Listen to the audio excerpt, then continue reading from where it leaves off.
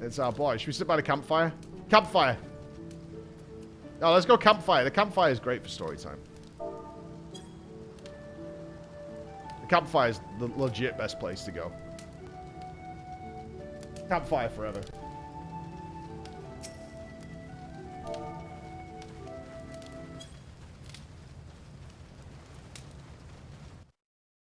Alright, our boy Sir Emmerich.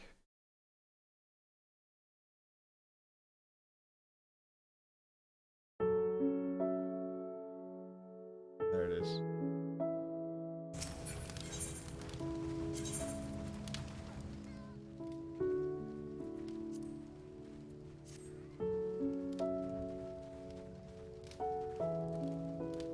Okay.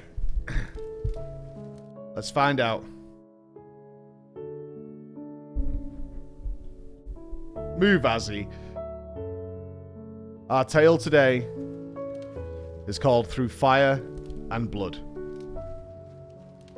A gasp escaped his lips when he saw them. Leathern wings too numerous to count, beating rhythmically overhead. For a blessing, the dragons showed no interest in him. A lone shepherd boy, tending to a flock scarcely worth of the name. No, their sights were set upon something more substantial, and they continued on their course towards... Oh no. Dread gripped him like a vice. He broke into a run, half bounding, half rolling down the hillside. Regaining the trail, he followed it east, where the dragons were headed. To the village. After what seemed an eternity, the boy stumbled into the muddy thoroughfare. All the way he had told himself that the village might be spared, that the dragons had designs on some other place. But now the truth asserted itself. Devastation spread out before him. Piles of splintered wood and rubble lay where houses had stood, while haystacks, sodden from the recent rains, spewed forth plumes of white smoke. Though his chest was ripe to burst from his headlong dash, seeing the carnage imbued him with a desperate energy, and he broke into a run once more.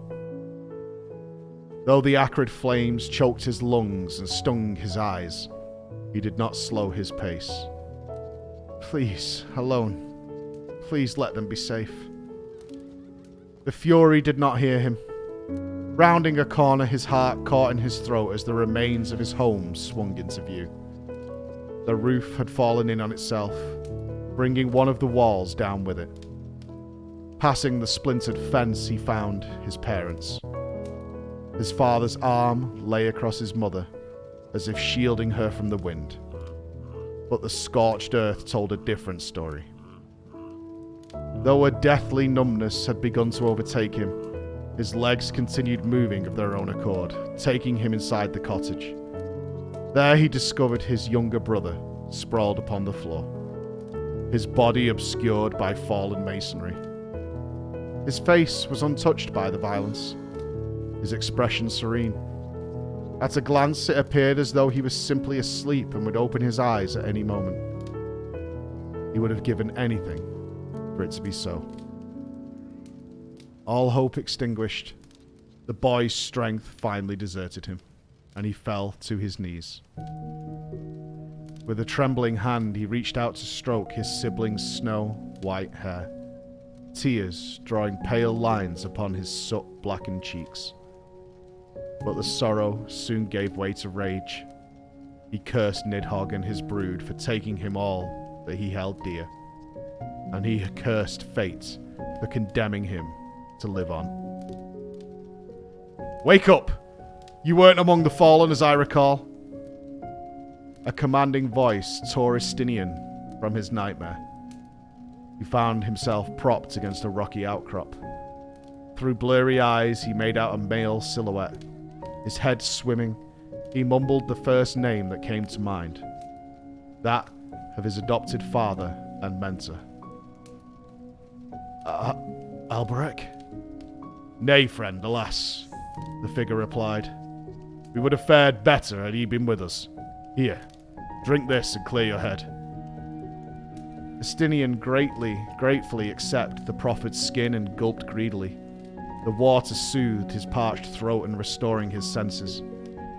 Pausing after a long draught, he stole a glance at the dark-haired man crouching next to him. His armor identified him as a fellow temple knight. By his reckoning, they were of an age no more than a few years past 20. Estinian had seen him before, but he had no name to put to the face. Since joining the Order, he had always been something of a lone wolf, spurning contact with his comrades in favour of honing his skills at arms. "My thanks, sir," Estinian began.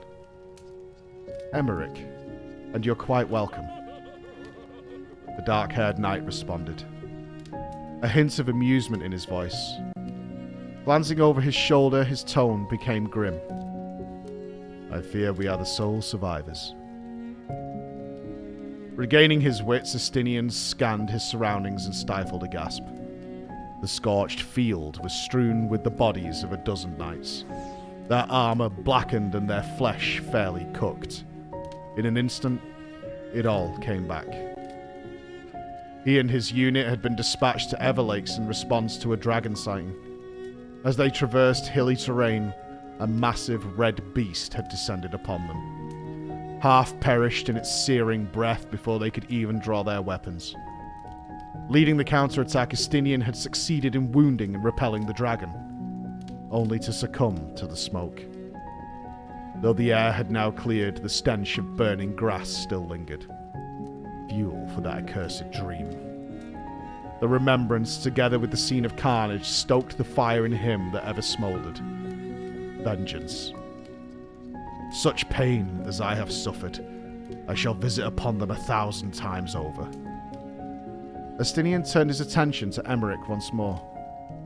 I have a knack for surviving, whether I will it or no.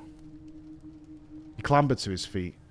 A wave of dizziness swept over him, and he nearly found himself back on the ground. Shaking it off, he picked up a lance to replace the one he had lost. Satisfied with its point, he turned to leave. After a moment of puzzled silence, Emmerich called after him. The Holy See is the other way. You are free to head back, Estinian replied. But I mean to finish what we've started. You mean to go after the beast alone? That's tantamount to suicide. Besides, we have no way of tracking it. A knowing grin played upon Estinian's face. Ah, but we do. Behold, he said, gesturing to a trail of blood from the blow I dealt to its underbelly. With that, he spun upon his heels and strode away before Emmerich could utter another word of protest. For hours on end, Estinian walked. The sanguine trail led him across hill and vale, forest and plain. At length, it descended into a ravine, where it suddenly veered off and disappeared into a cave. Estinian took a deep breath and entered, his eyes gradually adjusting to the gloom. About 100 paces in, the cave opened into a chamber, and there at the far end, he found his quarry, its scaly form curled up tight. I shall show you a nightmare such as you showed me. Estinian drew his lance, checking his grip once and again for good measure. Then he charged. The flurry of footfalls roused the dragon, which reared in fury and bellowed a deafening challenge. In the next instant, a stream of swirling flame burst from its maw. Anticipating this, Estinian dove clear of the withering heat, rolled and regained his feet within striking distance. Unerringly, he thrust at the dragon's wing, tearing through the leathery skin as was rewarded with a pained howl. You will not escape me again, Estinian roared. But his foe had no intention of fleeing. No, it craved his blood more than ever, and came after him with a vengeance, and so began a game of cat and mouse. The dragon lashed out with fire, fang, and claw, using the lay of the cavern to his advantage. Estinian succeeded in evading the worst of its wrath, striking back when the opportunity presented itself, and so the dance continued for a time, with neither side able to gain the upper hand. Eventually, however, the rigours of battle began to tell on Estinian, and his lance grew heavy in his hands. Must end this quickly. As it turned out, the cavern itself would be the first to succumb. Shaken by countless wayward blows, a cluster of boulders came loose and rained down upon Estinian without warning. Though he managed to fling himself away in the nick of time, he found his footing scant yards from his foe. Too close. The dragon's tail caught him full in the chest, sending him flying into the cavern wall. He crumpled to the ground, the breath knocked out of him, and lay there limply as his foe closed in to administer the killing blow. Lucky bastard. His vision already darkening at the edges, he clung to consciousness and willed his body to move. But it would not obey. An instant later, the dragon loomed over him, its molten eyes steeped in hatred, and time seemed to slow. He watched helplessly as the beast filled its lungs and stared into its maw as fiery death welled up within and began creeping towards him. But just when it seemed certain that he would be engulfed, the creature's head lurched sideways, spilling fire everywhere and nowhere. Stinian did not pause to wonder why. Summoning what remained of his strength, he leapt into the air, and at the height of his leap, he became as one with his lance and descended, tracing an arc worthy of the Azure Dragoon himself. With the full force of his weight, he came down upon his foe. The beast shuddered, collapsed to the ground, and was still. Half in a daze, Estinian took in the sight of the first dragon he had ever slain. Only then did he notice the arrow protruding from one of its eyes. Moments later, a familiar figure emerged from the shadows to stand beside him, a longbow in hand. Estinian frowned. This is not the way to the Holy See. I know, but I thought the journey home would pass more swiftly in good company. You have my thanks, sir. A wry smile formed on his saviour's lips. Emmerich. And it shall be thanks enough if you remember my name, though I shan't object to a tankard of ale back in Ishgard. In spite of his exhaustion, Estinian could not help returning his grin. The end. He remembered his name after that, didn't he? He remembered his name after that. Goddamn right he did. He remembered his name after that. Goddamn. Fucking Estinian sounds like a right teenager.